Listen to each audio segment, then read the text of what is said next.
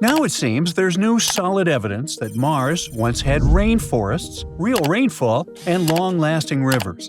NASA's Perseverance rover found a mineral called kaolinite on the floor of Jezero crater. Down on Earth, this stuff only forms in warm, wet places with heavy rain that lasts for millions of years. And this kind of rain feeds jungles, not deserts. That means Mars had showers for a long time. And that changes everything we thought we knew about the planet. So that mysterious kaolinite doesn't form from a quick flood or a melting glacier. It forms when liquid water keeps soaking into rock over insanely long periods, breaking it down grain by grain. When Perseverance spotted kaolinite pebbles and boulders scattered across Mars, scientists realized Mars once behaved less like Antarctica and more like the Amazon. That tells us that ancient Mars had a stable climate, thick enough for atmosphere, and a functioning water cycle with clouds, rain, and runoff. The place where the kaolinite showed up, Jezero crater, is pretty cool itself. It used to be a massive lake, fed by rivers that carved channels you can still see today from orbit. Scientists think those rivers could have washed the kaolinite into the crater like a conveyor belt of rainforest soil. Another theory is that a meteor impact blasted the material out of nearby terrain and dropped it there like cosmic shrapnel.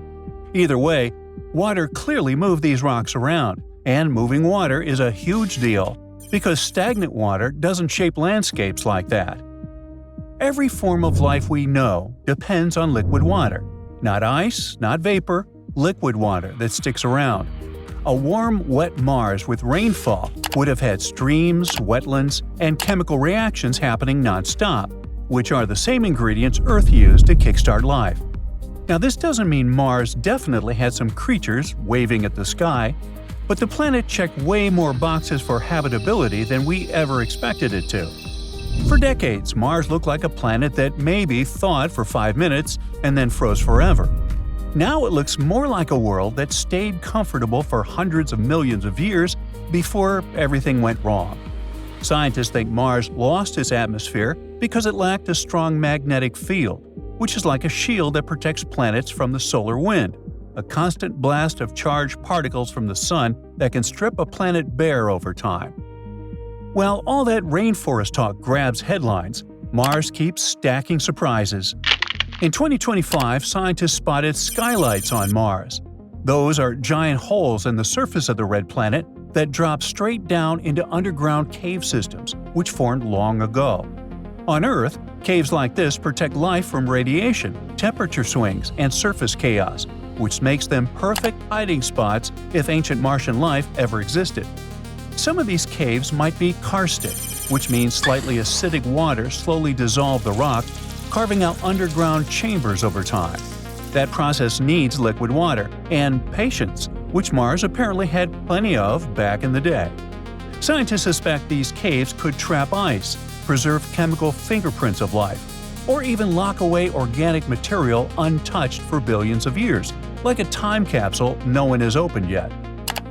The caves sit in a region called Hebrus Vallis, tucked between an old volcano and a massive plain in Mars's northern half. This area doesn't show signs of lava tubes, which scientists already know exist on Mars. Instead, it shows ancient river channels, hydrated minerals, and sediments that only form when water sticks around.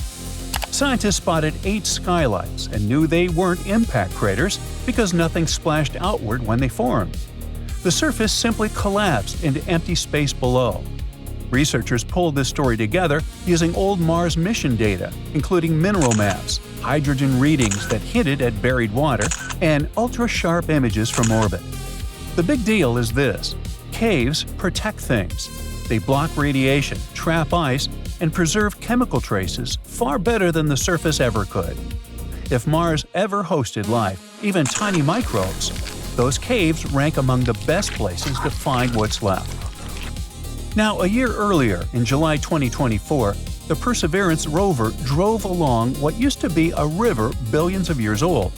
After the river dried up, part of a rock face broke loose and fell into the channel. Perseverance found it sitting there, untouched for ages.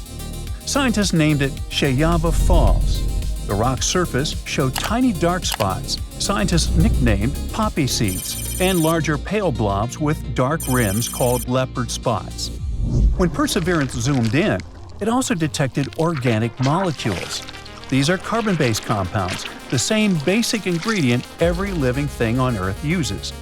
Scientists predicted years ago that if Mars ever hosted microbes, rocks like this one would exist. These spots matter because life needs energy. Some organisms use sunlight, others eat chemistry. Microbes can survive by moving electrons between chemicals, kind of like stealing spare batteries to power themselves. At Cheyava Falls, scientists think microbes could have taken electrons from organic compounds and handed them to iron in the rock. That reaction releases energy that microbes can use to survive. So, Sherlock, the evidence lines up. The dark dots and rims contain a mineral called vivinite, which only forms when iron gains electrons. When iron changes this way, it loses its rusty red color and turns pale. That explains why the centers of the leopard spots look lighter. Perseverance also found another mineral there called greigite. Greigite needs sulfide to form, and microbes can create sulfide by feeding electrons to sulfate, another chemical found in the rock.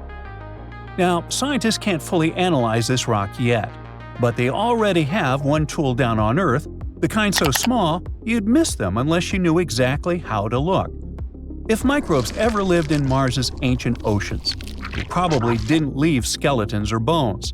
They left chemical fingerprints locked inside minerals. On Earth, microbes showed up in oceans about 3.7 billion years ago, give or take. Mars had water around the same time. When water evaporates, it leaves minerals behind, and some of those minerals can trap microorganisms like bugs and amber. On Mars, scientists expect sulfate minerals to play that role.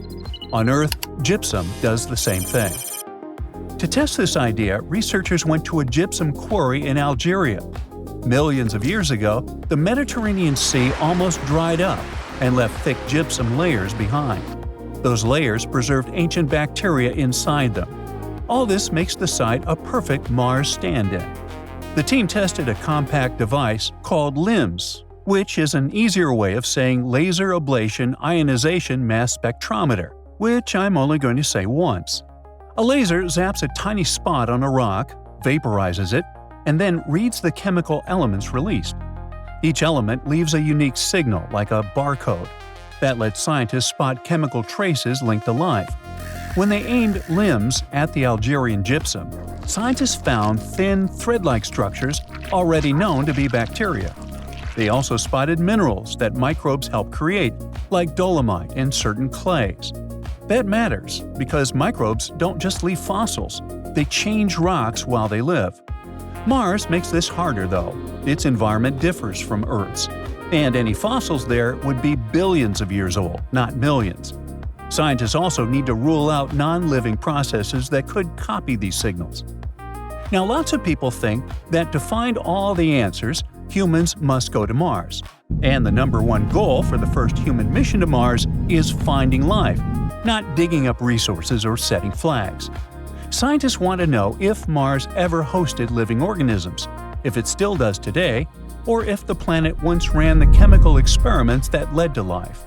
After that, researchers want to understand where Mars keeps its water and carbon dioxide, how those cycles work, and how they changed over time. Geology comes next because rocks keep the planet's memory. Every layer tells part of Mars's story. Scientists need to understand how Mars affects the human body, the brain, and even group dynamics when people live together in isolation. Long-term plans go even farther. Scientists want to learn how plants, microbes, and animals survive on Mars, how radiation alters DNA, and whether reproduction works across generations. They also want to know if Martian microbes could harm astronauts or equipment. That's it for today. So hey, if you pacified your curiosity, then give the video a like and share it with your friends. Or if you want more, just click on these videos and stay on the bright side.